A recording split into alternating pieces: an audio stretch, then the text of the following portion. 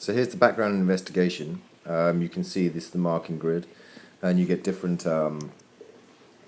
here. You get different marks allocated here. You can see over here you have 2 marks allocated on this row. So you have to be able to go and identify for 1 mark a brief introduction to the organisation. That's very easy to achieve, but it's harder to do the full introduction to the organisation.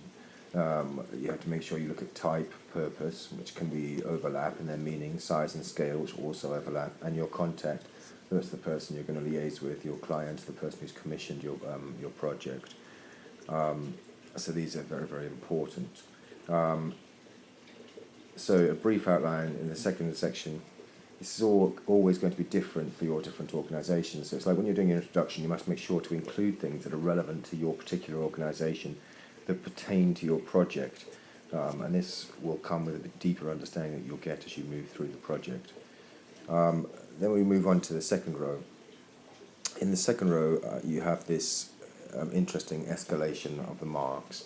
So it uses the same text, except changes a little bit. So a brief outline to a description, so that stays the same. And then the third box, the second box shows understanding. The third box shows and its environment, which shows understanding. So the environment can be different things. One, it can be an external